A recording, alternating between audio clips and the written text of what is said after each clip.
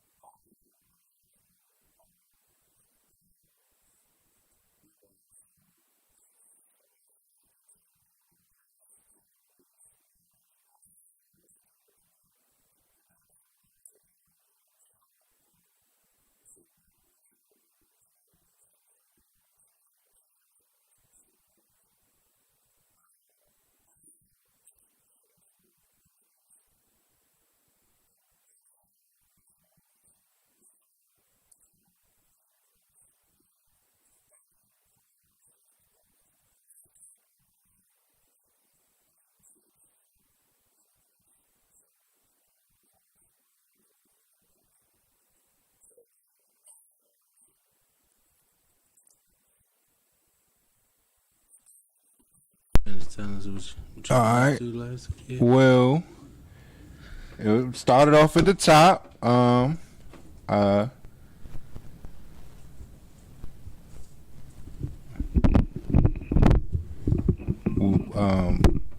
what I've been doing over the last couple of years is, of course, engineering in the audio-visual field in various aspects. Off the top, I gotta say, I am the current chief engineer of Vision and Purpose Media. Shout out. Congratulations. Yes, indeed. Thank you. Appreciate that. And I'm here to take us to new levels. That's what I'm here for. Beyond that, I'm also the sound engineer for Folger's Theater of Midsummer Night's Dream play at the National Building Museum. Come out there and check us out. Yeah. Yes, indeed. Yes, indeed.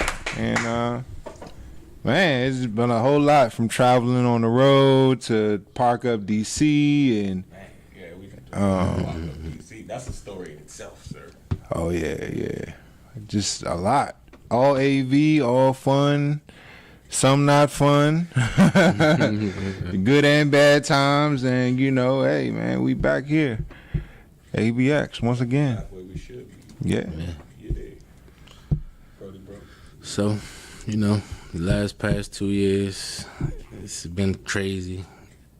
Just everything you see in the media, on the news, Right.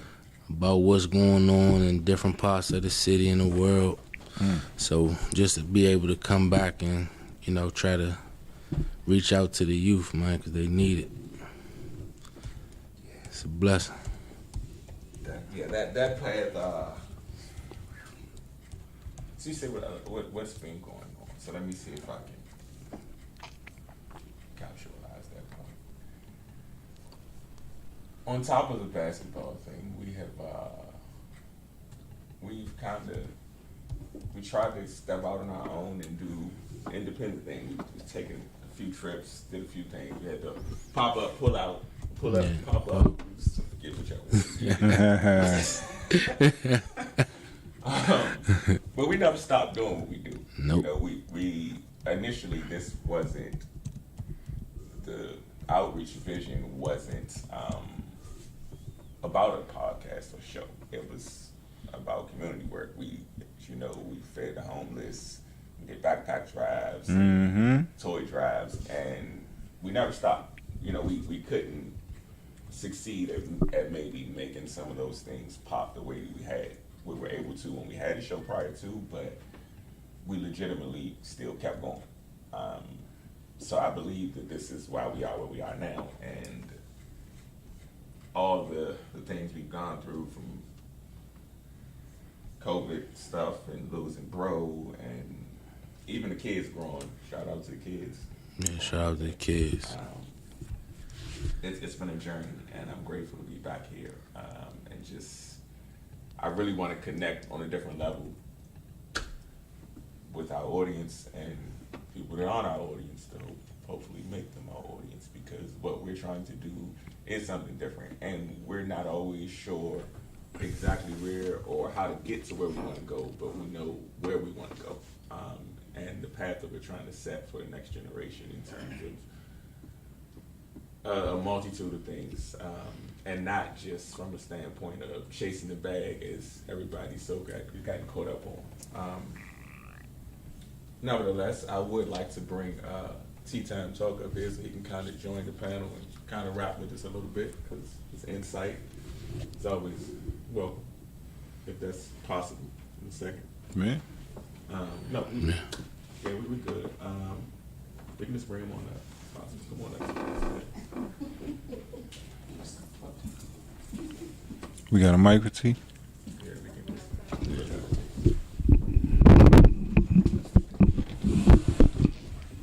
What's up, T? How you feeling, good brother? How you guys doing? What's happening? Good to see you. Good to see you. Stan, I see you over there. Yes, sir. How you doing, brother? All right, man. Nice to meet First you. off, I'd like you to make sure you introduce yourself, and then I'll kind of bring you. Okay, I'm T. Johnson. I'm running I've been on a public show called the 640 Evening Show since about 2013. Now we're branching off and doing different situations. I started a pilot called Tea Time Sports Show that basically gives the student, the coach, the parent, coach looking for players, an opportunity to sit and talk about what they're looking for, what they feel fits them. And we did a pretty good situation where we got a chance to spotlight one or two ball players. Okay, And it worked out pretty well. So, we started it back in late 2020, 21. It took about 12 shows. okay. And we, for the record, Yeah.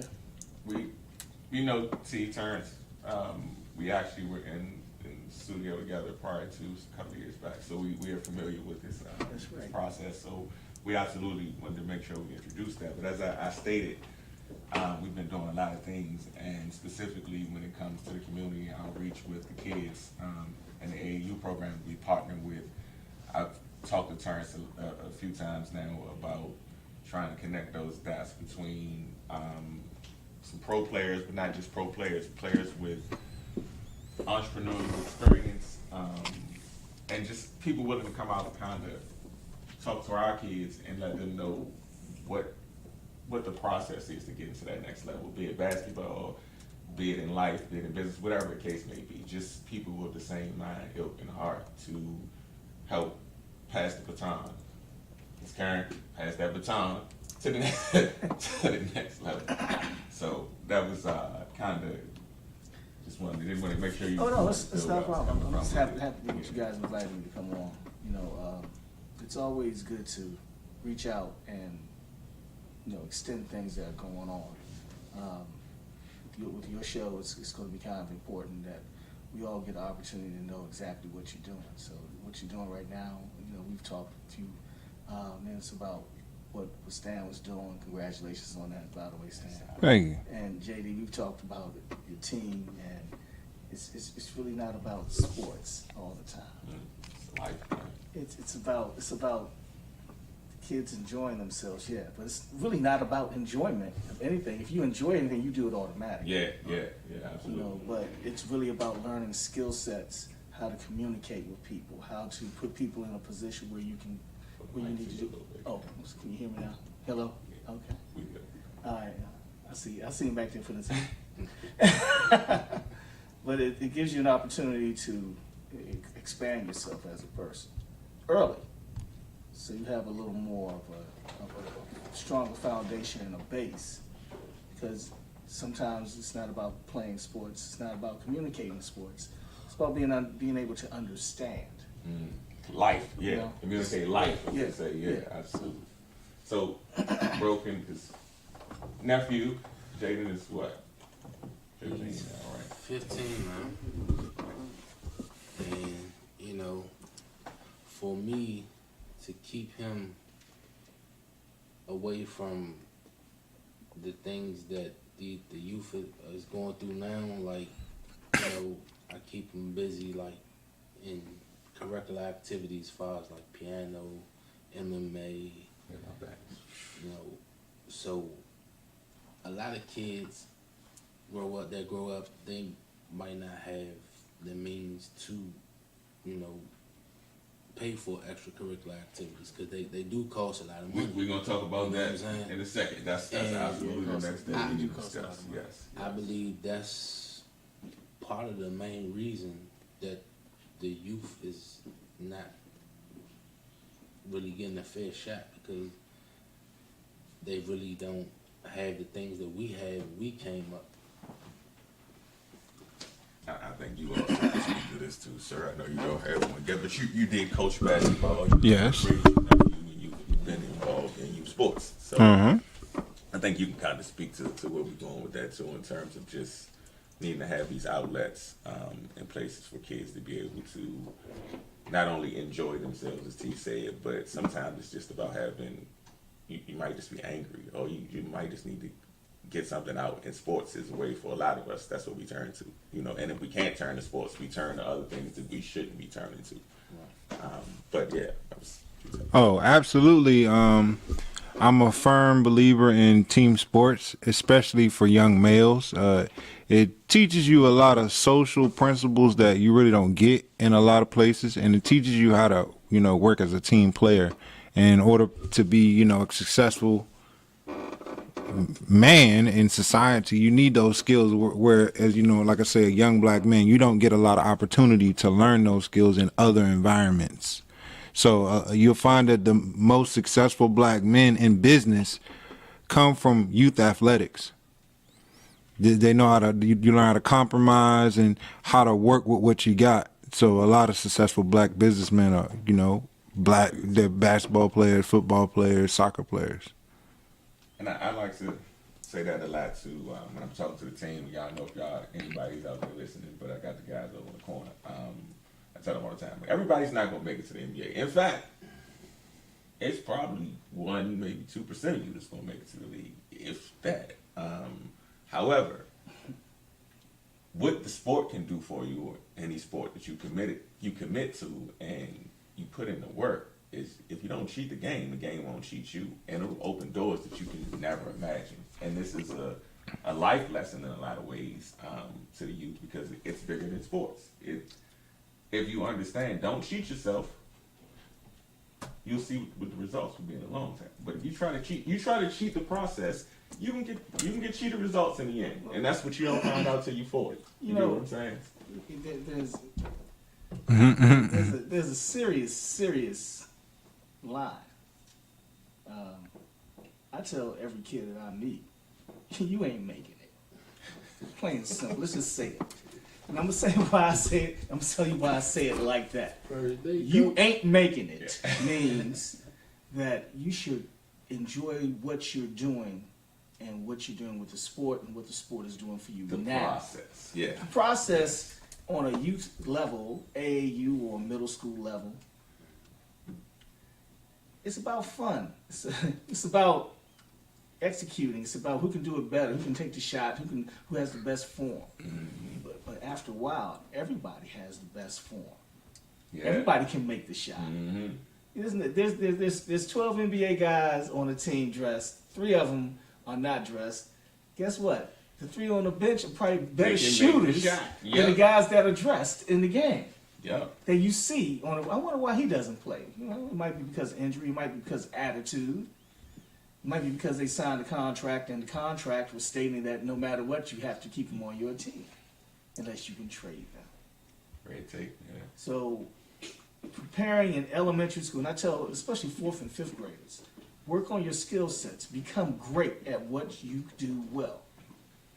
Become consistent at what you need to work on. But with sports comes lessons. And in life, there's lessons.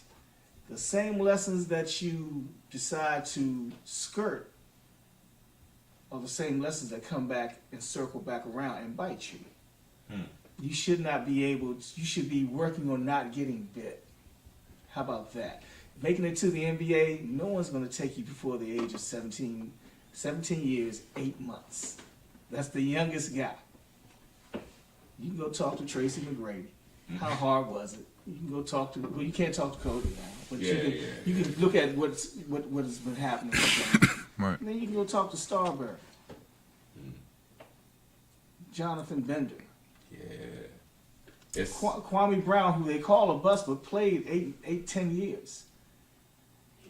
Yeah. You know, Definitely. there are guys out here who have done it. There's guys out here who have done it in silence. There's guys out here who have done it in obscurity where you really don't pay attention to them. But, you know, the people that are obscure, They still getting paid. Robert Horry, I'd like to thank you for playing, because guess what? He played for years at a high level. Robert Ory won how many rings? How many rings? 8. Like It's 7 or It's 8. 8. It's 7 or 8 rings. Yeah. Okay. Yeah, I mean, you gotta remember he played with the Lakers, but before that he was with Houston. Right. I remember, yeah. And then I think he got 2 with San Antonio. 2 or 3 with San Antonio. Yeah. I mean, I you know, forgot he did go to San Antonio. these guys are, he's a consistent ball player. But what did he have to sacrifice? He had to sacrifice once he left his high school, college team, that he was not the man. Although he was. He was, for real. Vinnie Johnson. Guys who shoot the ball on a regular basis, you give him 20 minutes, he's going to give you 15 to 20 points, right? Yeah, the microwave score. But you've got guys on the team that are ahead of him and don't come off to him and say start. personalities and roles. And I try to, What we talking about? I hope that the young fellas over in the corner listening, but I try to explain that point. Like, with basketball, like with anything else in life, even when we talking about what we doing as a team, as a brotherhood, like ABX, we understand, okay, everybody can't do the same thing. No. You know, so if you understand that point and I'm good at this, okay, let me star in my role. No, he's good at, okay, that's your thing. We talk about it all the time. Like, stands, we know it's, I'm not fighting this man over what he could do. Let him do what he got Let to him do what he gonna do. I'll fill in. Like, you know what I'm saying? I guess we take and we understand that that's the point. So when talking to the kids and coaching the kids in the team, it's like, I know you focusing on why I had that coach. I shot like crap today, but you defended very well. 7. Seven That's rings. what He they got said. 7 rings altogether. Wait, fact checking this case. Thank you. But yeah, you know, 7 rings. but you got to realize too, man, that the opportunity for these kids to make it to the pros as players diminishes as you go higher up in the ranks. Yeah. So what you have to start realizing is that everybody's not going to get a chance to play anyway. So what's the next thing? Do you want to be part of the game, or do you want to get into another game? Do you have skills? And I don't mean another sport. What I mean is, do you want to get into the management part of it? So that's 100 different ways to stay involved. Do you want to Yes. get into it as a trainer? Are you pretty good as a trainer? You know, I can do this and I can do that. I'm gonna play as long as I can play.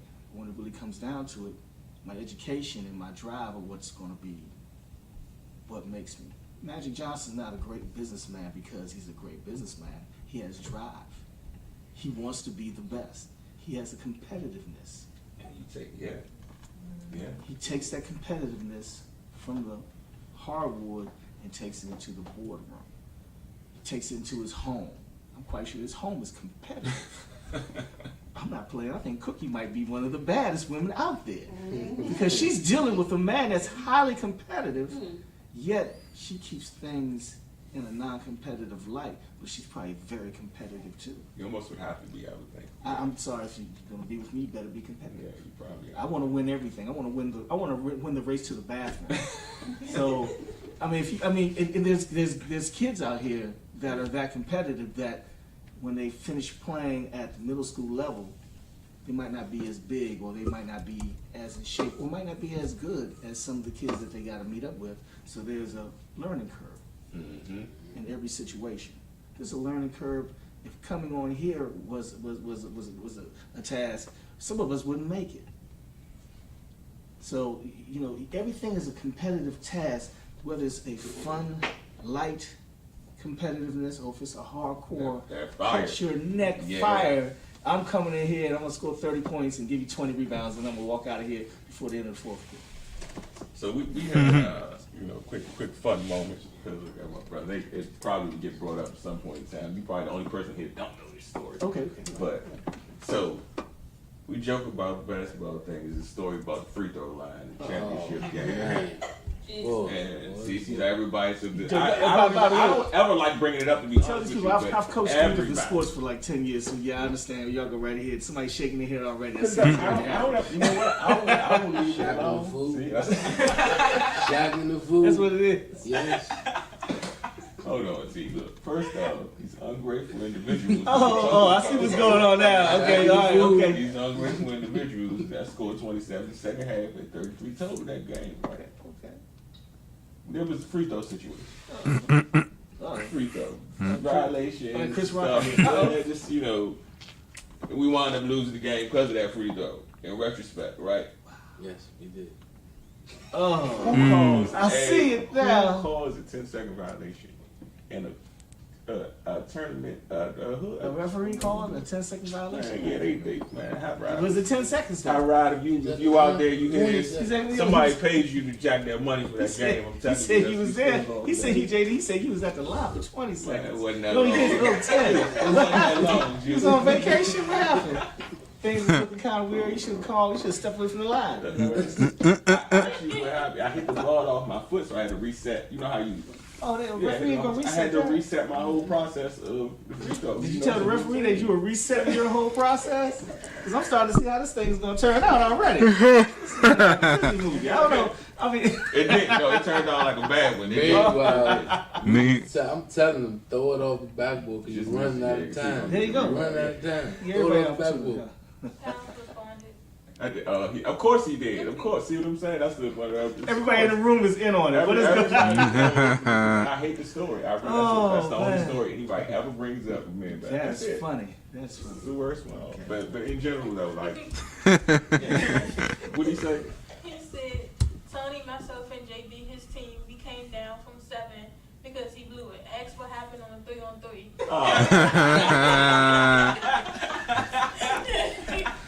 Jacob, you know, that's what. See, this is nonsense. So we keep talking about with the kids. We was winning, got tired. I stopped playing. They You won. saw that, huh? It was rough, huh? He said it was rough. Anyways. But nah, jokes to that. Like we basketball is it's really a brotherhood on multiple levels, and it's bigger than just NBA or whatever have you.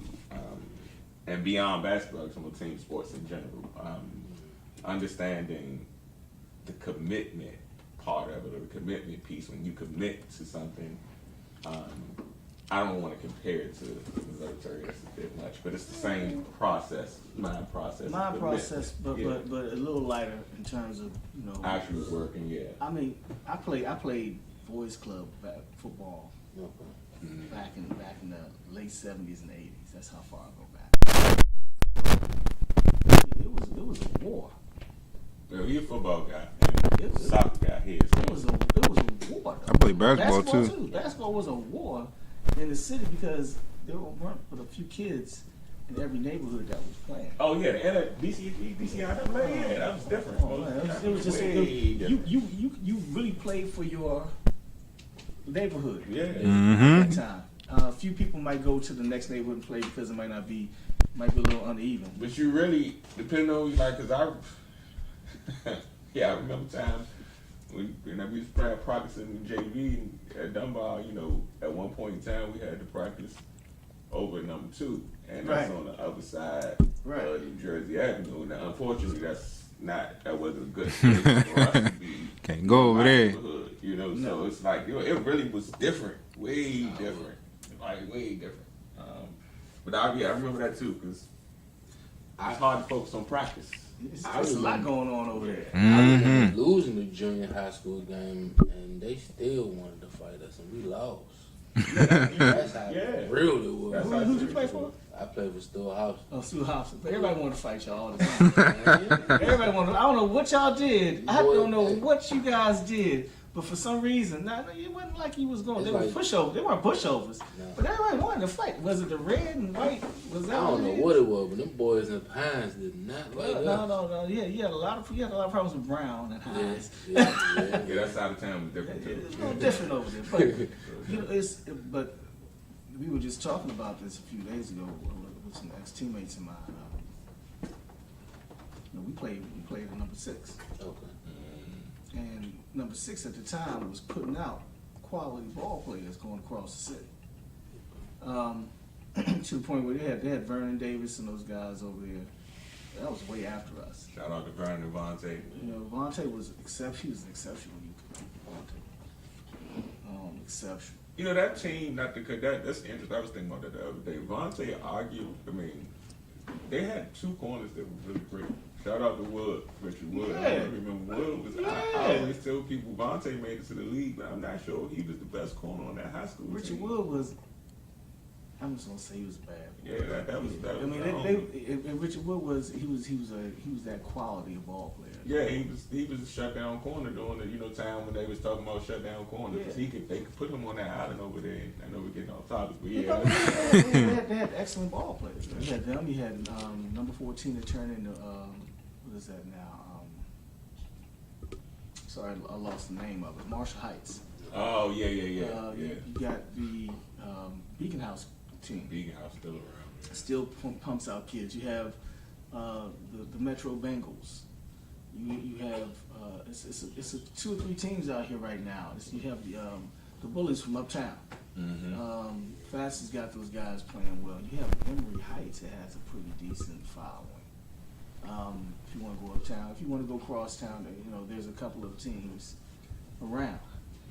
But to be honest, the point that we're making is that the youth teams are not the same as what they used to be.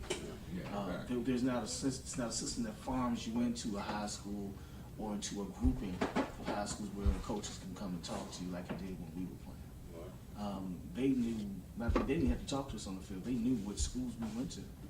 Yeah, already. They already knew. Already. And if you played for a Metro team or a Beltway League team, like Lamont Riggs or Woodbridge or Maplewood or they just keep on coming because everybody knew this is where you got your ball players from. Basketball is the same way, and even baseball is the same way too. Oh man, you got a lot of teams out here a lot of organizations out here that are putting together teams, but are they the best that they can possibly be to showcase the talent that needs to be showcased? We should be able to see the levels of skill sets as we see certain groupings of kids play. And I don't see that all the time. I don't blame AAU for it, but sometimes the AAU has gotten a little bit out of control. I know you've seen it. We were just talking about that 2 weeks ago. So I wanted, cheap plug Generation Next, our program. Shout out to Coach Tim. Appreciate you. Our program, part of what we're trying to establish and do, is going to hopefully separate us, is ABX. It is the mentoring piece. It is creating family, creating bond, because what I have seen, which I was leading to on the A, it is just like, I don't even know, it's a machine. Like, there's no real connection in some of these cases where you got a lot of these AAU programs just looking to, man, I'm trying to poach, get this because I'm trying to build suits. And a lot of them just trying to build teams so that they can win for their own. Some of these adults just want to be. It's not any money on the table. Yeah, there's nobody coming to see them. And on this one, they trying to find the kid, the next kid, the kid that's about to be the next kid that might get to the league so that they can coattail it. So, I'm like, nah, that's not. And for me, with having 3 boys involved, I hope we can get to that in a second too. Having 3 boys, my 3 sons involved, I'm not there for that. You know what I'm saying? So when I told Tim when I got into it, I didn't like some of the other stuff I saw prior to. I would like to be able to, let my boys develop and grow in the game and get better and hopefully win while doing it, but I want to introduce them to the things that help save my life from the standpoint of the brotherhood, the experiences and building together, the process of building to something. So we have to, understand that it's not going to always be pretty. We have to understand exactly where we are, because everybody's not that good yet, but we can be there in a year. You know what I'm saying? You aren't that good. This is what you need to work on. This is what you need to work on. You can't take that offensive, because I know you got a lot of coaches out here just telling everybody, oh yeah, you're really good. Come on over here and play with me. From a coaching standpoint, you're never going to hear that from me. And that's I respect that. You would have to. You want to pull a compliment out of me? You better get a crane and a crew, because I'm not going to give you a compliment, because I'm not going to push you. First of all, if you're being realistic with these kids are smarter than we are. Yeah. So they know who's really good. They know why they're good. They know if they're screwing around and just shooting the ball up. They know somebody that's good at just shooting the ball up. They know somebody that can go into a game and actually give you 10 rebounds. Mm-hmm. And the kid will show you without explaining to you exactly what it is. This is what I do. So it's just a matter of them meeting up with somebody that has the same skill set and have it really be a battle. Some kids don't know how to stand up to that battle. Some kids wither and fold. That's where you find the dog. Yeah. And that's what the difference. That used to be what the difference was between AAU and team club ball and high school or junior high school ball. That extra level. Well, you're gonna play an extra 6 to 8 weeks. You got to be out here doing this. Exactly. You know what I'm saying? Because this is who you're playing against right now. Is going to show when you go back in your 11th grade year exactly what you are. So I mean, and the kids know that. And that's the They thing. know it. And the market's different now too, though, because I think because of the money that's involved in So much money. sponsorship, it has changed. So a lot of kids, which we found out, some kids not even tripping off of playing for their schools. No, well, you got really NIL. Yeah, that's They what have I'm it. saying. They're not tripping. They You got likeness and stuff going on. Hey man, some of these kids, I was looking at a clip. Deion Sanders' kids are not thinking about playing professional football. yeah, That's something that's on the table. What? it's crazy. Man. What? That's on the table. Like a lot of on the these kids, table. these NIL deals are putting them in positions where, They don't have to play. yeah, if you signed $1 million deal with some endorsement, then you know what? I could play in the NBA, but I'm not tripping. I don't have to. Yeah, I don't have to. You know what I'm saying? If I'm smart with my money, I with can some of make these kids, I don't can have make to do $10 million in 5 years. If I had $1 million seed, Yeah. they're getting ready to take away the power of these corporations. Yeah, game And you know, it's not going to be the same thing that goes on, where I got to get my commercial on for the Super Bowl. Every time I go to the Super, I don't even go to Super Bowl parties anymore. There's no such thing as a Super Bowl party for me ever again. I sit at home and watch it, Yeah. or I tape it and go somewhere, go and do something else, because I don't feel like sitting through people getting up during the game and talking, and sitting down and watching commercials. I have a problem with that. As a ball player, as a coach, as a fan, as an individual, as a human being, I have a problem with that. You know, I don't care who has the best chips. I only like Doritos. I mean, you know, it comes down to a point where you have to say, I don't care if they scoop or I stick them in. As long as it's someone when I pull it out and put it in my mouth, I'm good. So, I don't get it. I just don't get it. So when I talk about people talking, come to the Super Bowl party, no, I will not be there. It has to be a lot of family and friends there, and I have to be distracted by something that I know I'm going to be watching anyway because I taped it. So, I mean, you got, it's funny in a way, but for the real football fan, it's a little torturous because they really want to sit there and analyze a game and look at stuff, especially if you're a former coach or a former player that knows the game. You just want to You enjoy have to it. sit with those type of people, or you have to invite them to the house and have a section for them, so they can't be disturbed until halftime or until the end of the quarter. We have to make, and I like what you were talking about with your team. We have to have defining lines, and when you're not having a great game, it's just you're not having a great game. And There's no TV commercial going to say, and you can't be here drinking a Sprite today. But I take it a step further though, because like you're talking about with the NIL, like it's very important, kind of getting right back into that whole point of everything. It's very important that we teach our kids, not just my team or my kids, but just kids in general, when and where we can, that that business sense, that savvy, that class and morality, because the world is changing. Like you say, it's not. Yes, you can shoot a ball, throw a ball, and make some money, but there's a way that becomes a secondary thing now. There's a time where for us growing up, sports and music was the way out. Right. Now you can use the sports and the music to create another way out. You don't necessarily have to get to the level where everybody's trying to get to You might not have to get out at all. Because of social media and these platforms. So I think now more than ever, business savvy and actual understanding of skill sets and different things, but most importantly, financial literacy is a huge thing, because a lot of these kids are going to be in position to have money thrown at them for different reasons just because of following. Remember the kid that got picked up by Tennessee State? He had a problem when he went on campus, and he didn't like the way that the trainers were talking about his slight injury. He had a slight injury. He immediately got up, called his parent. His parent came down. Immediately they took him out of Tennessee State and put him in Jackson State. Oh, I think I know. Okay, Dion. Right. Okay, so but Dion did not recruit that kid. Okay. In fact, when they called, he was like, well, I just happen to have a spot. It's the middle of the school year, middle of the semester.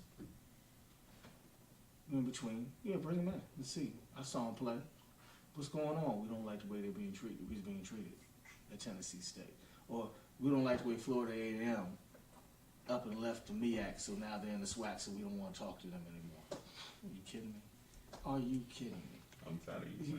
You've got there's a lot of positioning and jockeying going on with these coaches. Deion Sanders is first of all, a great football mind. Yeah. Secondly, he has proven that, he can work with the youth with no problem. So, of course, he's going to be a great recruiter. Deion Sanders comes in my house and talks to my son. You're going there, son. You know why? Yeah. Because I know that he's going to take care of you to a certain level. His level of care of my child, who is turning from a child to a grown man. It matters. It matters. It matters. And he'll be like, oh, you can't play for me. You got to go. I know he'll do it. Because he almost cut his own son one time. Mm-hmm. So, with that being said, I can have pride in saying, okay, my son's going to that school. Now, if my son wanted to go to Morgan State, okay, let's go check it out. But why can't we just sign the papers? Because it's Morgan State. Well, you said the same thing about the University of Maryland. Right, I did. It's the same thing. Mm-hmm. Go see where your children are going to school, where their choices are. Go look at stuff. Don't just check out the system. Don't check out the daggone page. Go check out the school. You have to talk to these people. You have to find a lot of kids came back. My niece came back. She's not even a student. She came back from the University of San Francisco. The first thing out of her mouth is, I can't believe I went there. Why? Well, they acted like I wasn't even a student there. Did you check out the school? No, it was recommended. I recommended you have a class on the moon. Do you have any gear? Mm-hmm. I can't provide you with it, but get on this shuttle. It'll take you there. Hopefully the gear will be there, or you'll just be floating around. Right. Well, look, I was about to say, I want to chime in on that because this goes into the mentality of our people in a general way. We think we have a precept for everybody to where, okay, you go to college, you do this, this, and this, and this, and then you're gonna have a good life, and it's not true. It's such the furthest thing from the truth, and I don't want to discourage anybody from going to school or anything like that. The real key here. where you went to school? Well, yeah, I went to a lot of schools, and the thing about it is, in my experience growing up in a melanated family, I was encouraged to be everything that I wasn't all the time, and it wasn't until I made the choice for myself, and that's when I got the right fit. I was a finance major at first. I love money, I love finance, and I appreciate it because it allows me to do my job that I do now at a higher level. I can make sales, invoices, and all that for all this audio and video stuff I do. But it wasn't my purpose. The real key is that, when you're in that, everything aligns. Even like you say, go to these schools and universities. I had a terrible time at university. And then when I finally went to school for audio engineering, which was a white school, I had a blast. I was a top student. And at a HBCU, I was a terrible student. Everything is not for everybody. Exactly. Yeah. That's the whole point, the whole precepts. Yeah, and right, and even like you say, go see the coaching, and we talk about financial literacy, we talk about jobs, opportunity. It's the same thing. I done interview for, top companies that people want to work for. They offer me $150K and all that, but the way my mind works now is like, oh, this isn't a deal. But if you would have met me when I was 24, I'd have been like, oh, give me the $150K, I need that. It's not a deal. And some people would say, well, that's a lot of money to not be a deal, but what do I have to give for that? Everybody that's offering me that, they have non-compete clauses. I couldn't even help my mama put on the show if I wanted to, because now this company owns my talent. Exactly. So it gets deep. We did the same thing with independent artists on an independent platform. It's the same thing. See, we're talking about sports, but people got to realize that sports is part of the entertainment. There you go. It's all part of sports and entertainment. It goes hand in hand. Yes. Got a lot of professionals that's jealous of sports and entertainment too.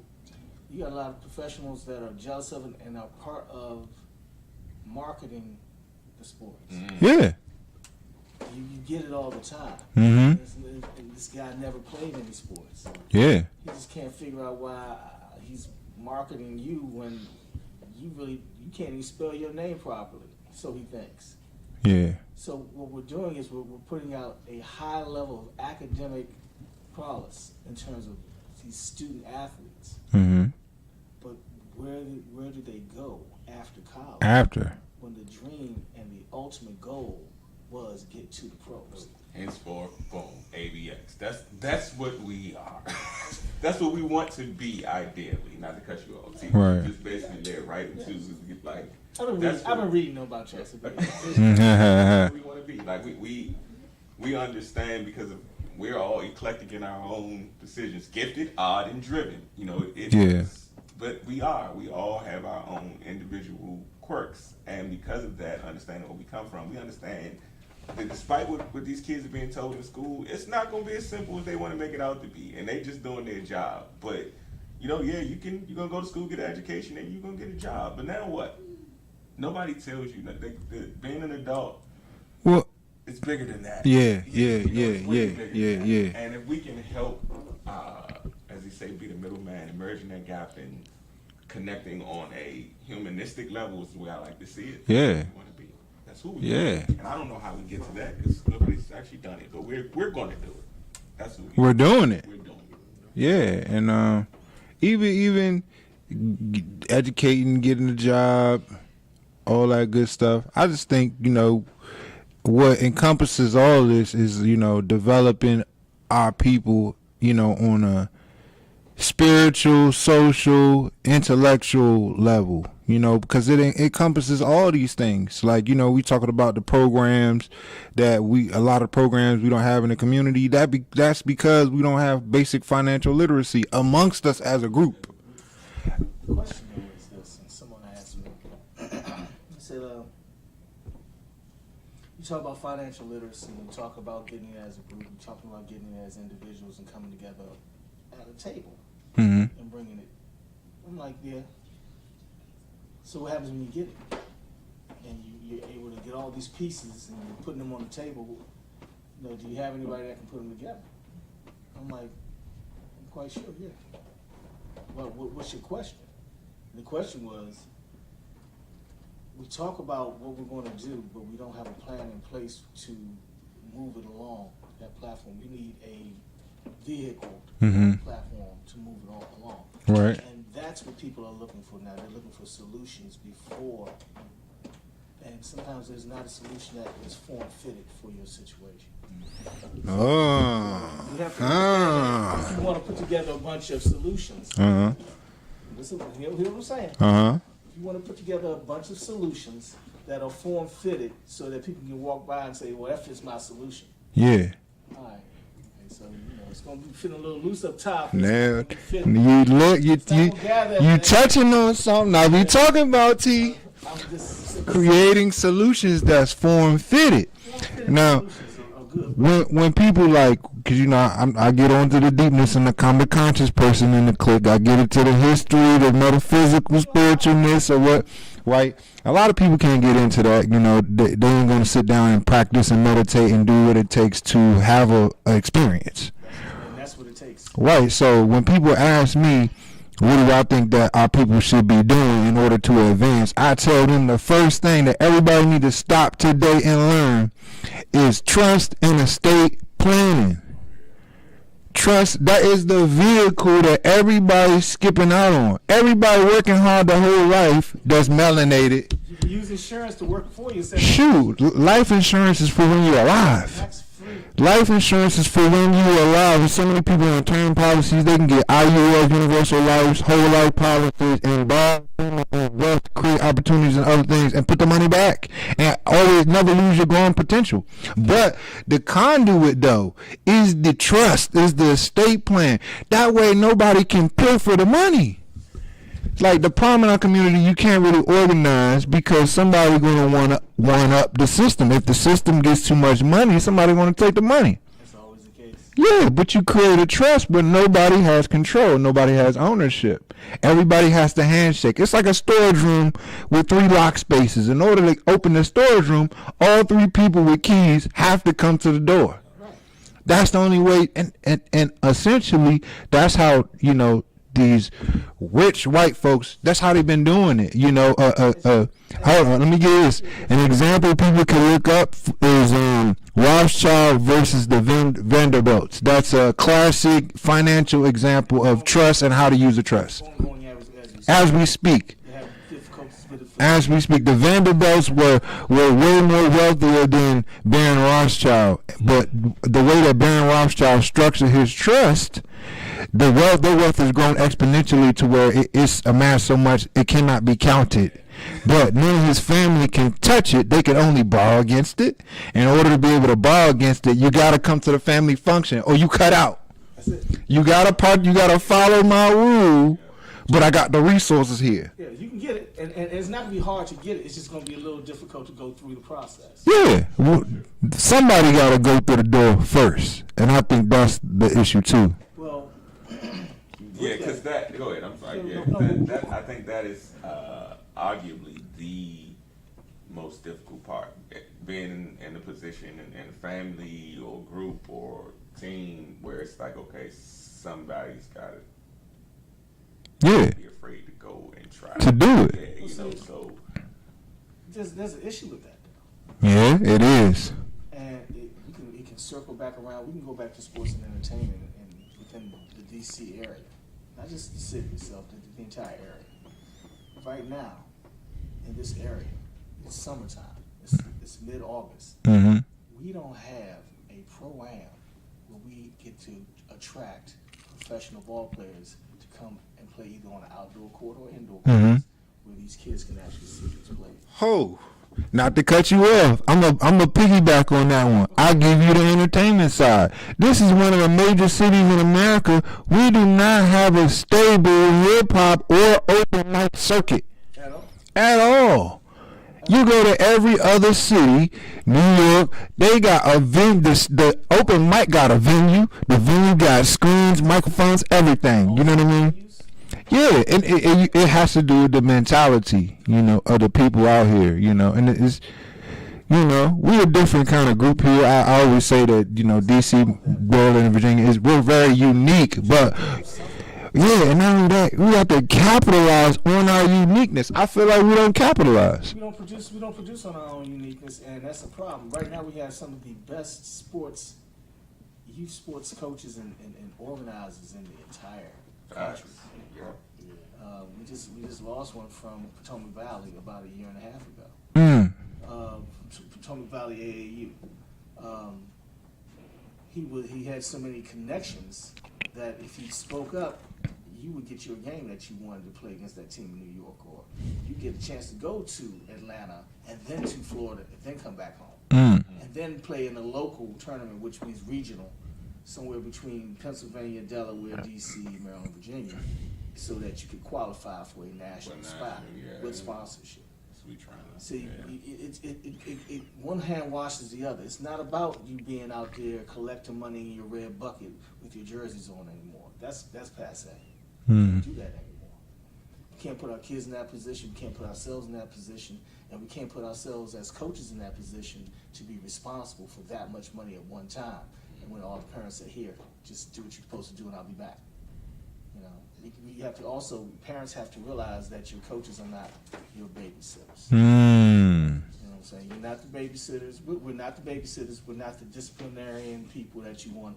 You have to march to a different drum and have to bring your child to march to that drum. When I see a child, I just want to see a child for 2.5 hours. I don't want to see your child for 5 hours. I don't want to have to take him to dinner, take him to my house, make sure he takes a shower. There are things in place for that, but that's not the coach's position to do that as well.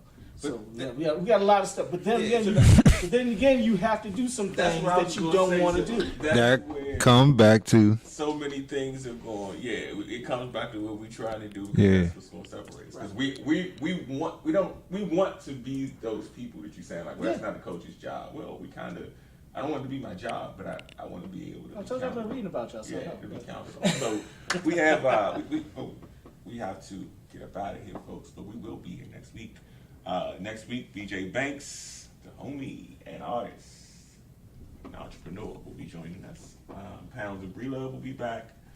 I needed to, because I forgot this part at the beginning.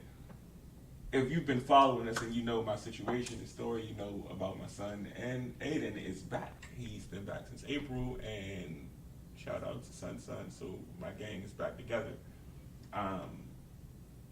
Like I said, it's been a journey. I'm so grateful. Thank you so much, Karen, for everything. Shout out to Community Business Exchange, because of that stuff that bro was talking about. We just yesterday, that was pretty dope, and you guys need to make sure you follow Vision and Purpose Media, along with keeping up with what we're doing with the Community Business Exchange, because yeah, that's going to be awesome, and it's going to help connect a lot of dots for a lot of people, and help a lot of the youth within that, because we're part of that. That's it, Mama. So shout out to Mama and Sis over there, kids over there. Me after the show. Yeah, Mama. Me after the show. So we love y'all. We appreciate you. Hopefully we see you next week. And y'all know what it is. Get the art driven all the way up. Peace. Peace. We all there. Good show. Good show. Uh-oh. Uh-oh. One, basketball. Uh-oh. Music. Entertainment. We said that we take time to go by college. Nowadays, we need to take time to go in these elementary schools, see what your teachers, what they look like. Yeah, because we look at, we're saying basketball, and it irritates me sometimes. Yeah, all